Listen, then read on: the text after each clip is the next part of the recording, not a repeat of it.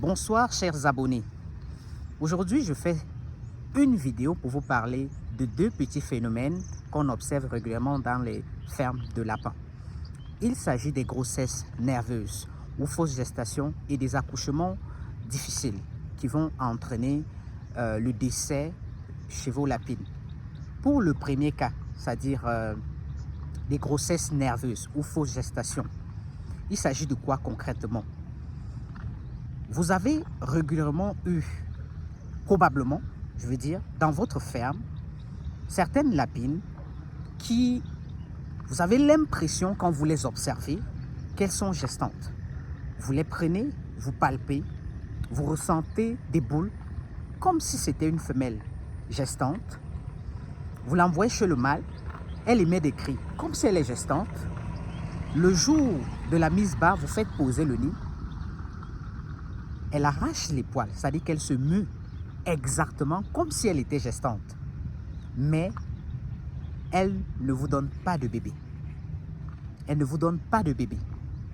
Là, c'est une fausse gestation. Qu'est-ce qui est à l'origine de ce phénomène? En réalité, ce qu'il faut savoir, c'est que les lapines sont des animaux à ovulation provoquée. Je l'ai déjà dit, expliqué dans plusieurs vidéos. Ça veut dire que c'est normalement la montée du mâle qui va provoquer la gestation. Eh bien, il arrive que certaines lapines ovulent alors que le mâle ne les a pas croisées. Alors, lorsqu'une lapine ovule en l'absence d'un croisement, cela va entraîner une fausse gestation. Elle va manifester les signes d'une femelle gestante alors qu'elle n'est pas gestante. Il n'est pas évident de maîtriser ce phénomène. Il n'y a rien à faire. Rien du tout. Donc, vous devez juste savoir que lorsque vous êtes devant ce genre de situation, alors il s'agit d'une fausse gestation. Certains appellent encore ça la pseudo-gestation. Le deuxième phénomène, vous aurez probablement déjà eu des cas pareils dans votre ferme. Il s'agit des femelles qui sont décédées pendant la mise bas, pendant l'accouchement. Alors, c'est un phénomène un peu rare, mais qui arrive régulièrement. C'est comme chez tous les mammifères. Vous avez régulièrement des situations où la lapine, pendant l'expulsion, n'est-ce pas, des bébés, va mourir.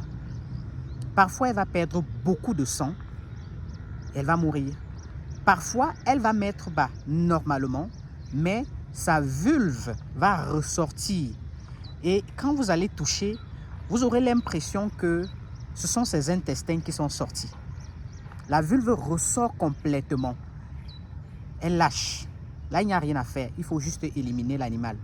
Elle ne peut pas rentrer. Quel que soit ce que vous allez faire, la vulve ne peut pas rentrer à l'intérieur. Parce que si vous laissez, vous allez vous rendre compte qu'à un moment donné, ça va commencer à pourrir. Ça va commencer à pourrir.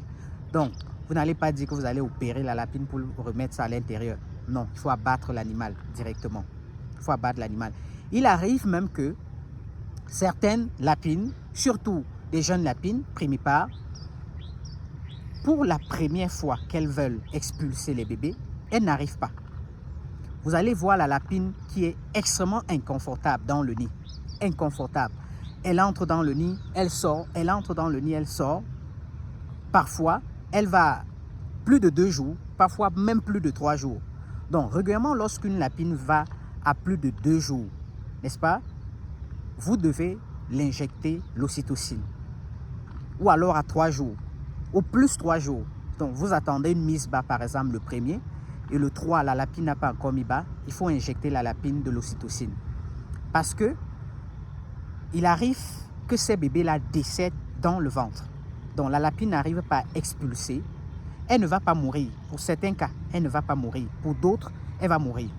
Donc elle va faire l'effort d'expulser, elle ne va pas arriver, elle va décéder. D'autres ne vont pas décéder par contre. Mais les bébés vont mourir à l'intérieur, vont pourrir. Et en ce moment, ça peut encore entraîner la mort ou le décès de la lapine. Donc voilà les deux phénomènes que je voulais vous présenter ce soir. À vous de savoir comment gérer votre ferme. Nous sommes là pour vous accompagner pour les personnes qui se sont déjà lancées ou alors qui veulent lancer un projet d'élevage de lapins en Afrique, quel que soit votre pays de résidence. Nous mettons à votre disposition des cours vidéo préenregistrés à la ferme qui vous permettent de voir exactement, comme si vous étiez à la ferme, comment ça se passe. Comment est-ce qu'on nourrit un lapin? Quelles sont les meilleures races pour démarrer? Quelles sont les maladies du lapin? Quel est le cycle de reproduction du lapin? Quelles sont les techniques de commercialisation du lapin? Bref, on vous détaille tout. On vous accompagne également dans le suivi de votre ferme, quel que soit votre pays. Et on vous rédige des comptes d'exploitation prévisionnels pour les personnes qui le souhaitent. N'hésitez pas à nous contacter sur le lien WhatsApp directement à la fin de la publication.